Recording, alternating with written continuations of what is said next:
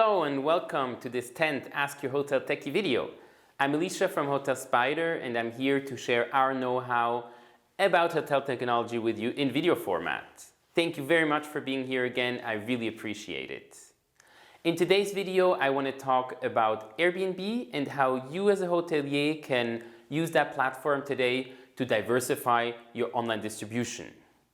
Full disclosure to start with, we, Hotel Spider, have a two-way integration with Airbnb, so they're a partner of ours and we work closely together with them. So clearly my perspective is biased, and if you have a different one, if you have a different opinion, please feel free to share it. One place would be the comment section below this video. Over the last years, apartment rental and the home sharing industry has really grown immensely, and Airbnb is always in the forefront of the discussion. Hoteliers have been talking about it, worrying, speculating about what Airbnb is doing. Today, I really don't want to speculate about anything. I want to focus on what a hotel can do on the platform today.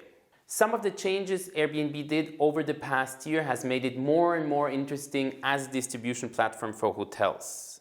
First, they added the category of hotel room to their app, so actually hotels, boutique hotels, unique properties can actually be listed and found on their platform. Second, they've opened up their API, allowing for partners to integrate in a two-way, reliable manner. Third, and most recently, they have changed their fee structure for hotels. Fourth, the purchase of the last-minute app, Hotel Tonight, clearly indicates a direction for Airbnb.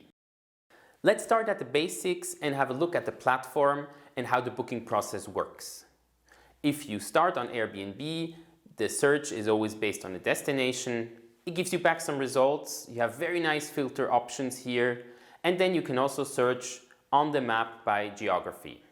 When we find a specific listing, we can find on top images just below the name and descriptions. And further down on the page, you have elements like amenities, you have an availability calendar, and you can also see reviews. One part that really distinguishes Airbnb from OTAs is the host. On Airbnb, everything starts with a person. If that person decides that they want to have a listing, they become a host. So when setting up your Airbnb account, you should really consider who's going to be the host. One very nice approach that we see here is using the team as a host. You can add a description and make the shopper familiar with them. An alternative to that would be to use a specific person on property as a host. But is Airbnb really the right platform for your property? Airbnb has very specific criteria of what kind of hotel partners they want to list. I will put a link to the specifications in the video notes so you can have a look at them there and see if you fit that profile. Today you can go onto the Airbnb platform and get your listing online.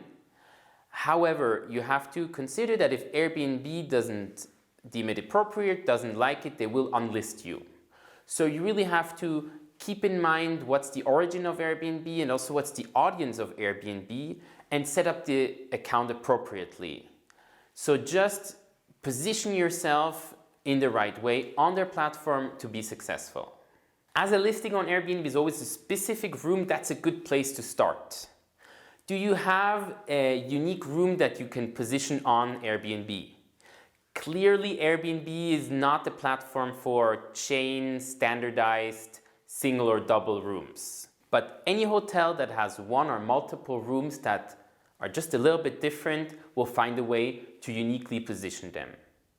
It really depends on how you present it. I really recommend considering and thinking about the host and telling a good story about her, him, or them. In a second point, when it comes to the listing, really consider the images you use and look at the description. Maybe use a bit of a unique or differentiated description. If you can present your property to create realistic yet experience-oriented expectations, I think you're good to go. Now let's look at the specific sign-up process on Airbnb and how you can get listed. The first step is you have to create a user account on Airbnb. Once you've done that and you've logged in, you need to click on Become a Host to enter the process of signing up for a listing. It will ask you a lot of different questions. It will take you through that step by step. And here it's really important to keep the right mindset. You're creating a listing on Airbnb, and a listing is a specific room. So when you're answering the question, keep that specific room in mind. Don't think about your entire property. So if you ask about beds, rooms, common rooms, it's really about the specific unit and not your entire property. This can be slightly confusing. So if you say you have 50 beds in your property, Airbnb will interpret it as a listing, so one specific room having 50 beds. Just keep in mind, you can always go back once the listing is created and change it, but it will just save you time if you keep it in mind from the beginning.